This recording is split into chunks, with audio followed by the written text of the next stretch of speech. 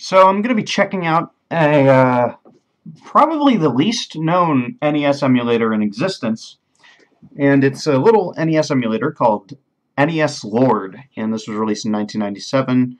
The reason it's so interesting to me is not just because it's so obscure, but mainly because of the fact that instead of playing actual audio, the emulator doesn't actually emulate the sound of the NES. Instead, it just plays, apparently it plays some like weird MIDI FM tracks while you play, which is interesting. Usually emulators don't have music, period, and if they don't have sound emulation, it just doesn't have any sound. And the reason I'm bringing this up is primarily as a mini tutorial for how to fucking mount things in DOSBox, because a lot of people use DOSBox and they're like, oh, I don't know how to use this, I don't know how to access my files on DOSBox. Well, here's how. You want to type, it'll start out with this. I actually cleared the screen with CLS so that the big blue box wouldn't appear, because it kind of annoys me when it's there. You want to type mount. Then you want, this is going to be the drive that you want to mount, the drive that you want to mount this at. I'll just type the command and then break it down. Okay, so mount is the command itself, and then the arguments for the command. Nes-Lord, this directory here, is what I'm going to mount, and then this is the drive letter I'm going to mount it to. So I type that, you'll see it mounts drive C. It's like a virtual drive inside this session of DOSBox. I think you can automate it somehow. I'd have to look more into that. So to switch to that drive, since you can see we're still on Z, you type C:, and there you go. Now if we do a directory listing, you can see there's a few files in here because we've mounted it as this particular directory. So this directory is acting as the actual drive of this system. That's really all I wanted to show for that little tutorial thing. Let's run Nes-Lord.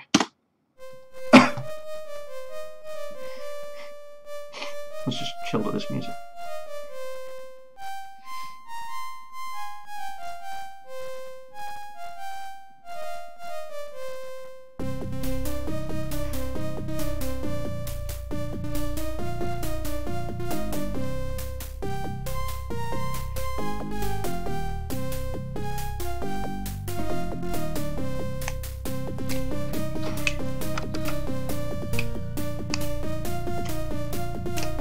Quite jammin'.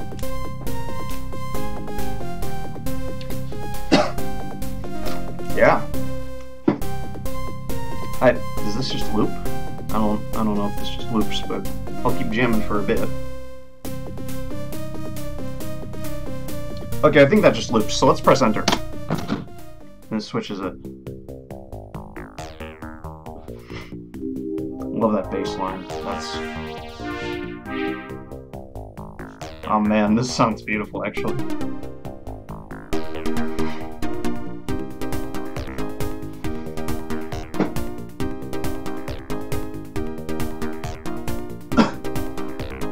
This sounds so rad.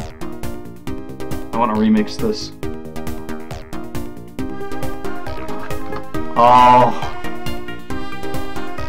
So we can actually listen to this while we play some good old-fashioned Super Mario Brothers. The only problem with this is I'm gonna get a little water. The only problem is the fact that the compatibility is actually garbage on this emulator, apparently. It's not an accurate emulator and it runs very bad. Let's play Mario. As you can hear, no sound emulation. It's just pure goodness, FM. But at least they compensate. They compensate for the lack of sound emulation with this jammin' music. So I gotta hand it to devs for at least being generous enough to include its own soundtrack in the emulator. Like, I could play Mario to this. I could play Contra to this. I could play Mega Man. These kinds of games kind of benefit from this kind of music anyway. So like, not all is lost, at least. So, controls, space to jump, or space for A, I guess, Z is B. Oh, fuck.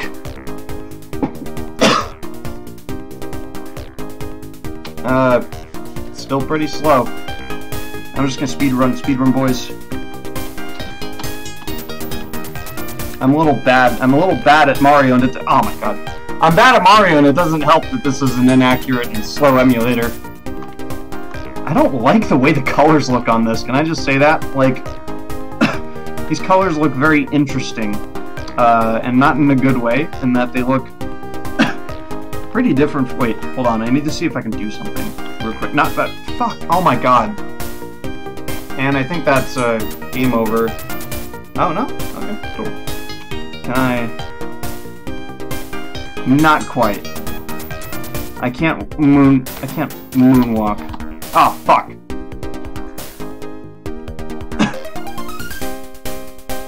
That's a game over there. Okay, well... I'll just speedrun this. Speedrun boys. Actual speedrun boys now. The frame rate's really killing me. Get that one up, yeah. We can sacrifice the speedrun if we need an item or something. This frame rate's really screwing me up. I would not be doing this bad if it weren't for, like, the slowness. I'm usually way better at Super Mario than this. I know I said I suck, but, like, I don't suck this bad. This is the emulator. Okay, yeah. There we go. And the music ended just in time, which is cool. I don't think that's intentional. Oh, there it comes again. Just in time. Yeah, it's like half speed, and I don't know why I feel like that's a... Hold on. Let me see if... Okay, I was gonna try and, like, speed it up with, DOSBox's, keybinds, but it doesn't seem like that's happening.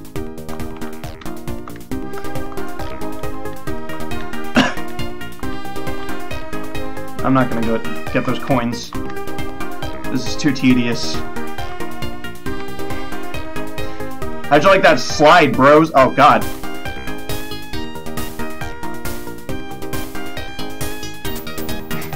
This is by all means a terrible emulator, but like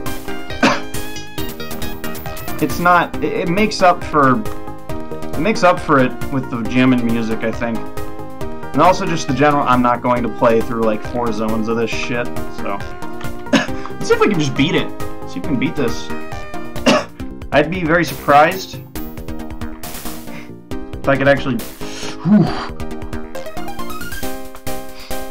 Now I might as well use this bit of the video to talk about one of the biggest problems, one of the biggest hurdles with NES emulation. So the NES had this thing on like each, I think it was on each cartridge, it had a thing called a mapper, and it had like a few different like it had some like specific settings you could set inside the cartridge in the hardware that would tell the NES, hey, well set this setting on the console, you know, whatever. The problem with that, from an emulation standpoint, is that because that's hardware, that was not dumped in the data of like ROM dumps and stuff. So, like, there's some emulators that need like a list of different mappers, and if you use something like FCEUX, you'll notice that there are some games, like some obscure games, that just don't work properly on the emulator, and that's because they don't have mappers in their little lists. Now, again, because it's hardware, that's a little harder to fix. It's not something that just a ROM dump can fix. It's just you have to like update a listing. However, and also this is a pretty big reason why you'll see some emulators that's you'll see some emulators out there like I forget what, I think Hegan is an SNES emulator. It uses a folder structure for its Yeah, it uses a folder structure for ROMs. And the reason for that is because it's trying to imitate a physical cartridge, with the folder being basically like an equivalent to a physical cartridge. That's actually catching on more and more with emulators. That sort of formatting, for ROMs is catching on more nowadays, which is cool, in my opinion, at least. I feel like I missed a level skip back there, but I'm not sure. I might be dumb. God, this is making me realize how, I'm not gonna fucking play the rest of this, whatever.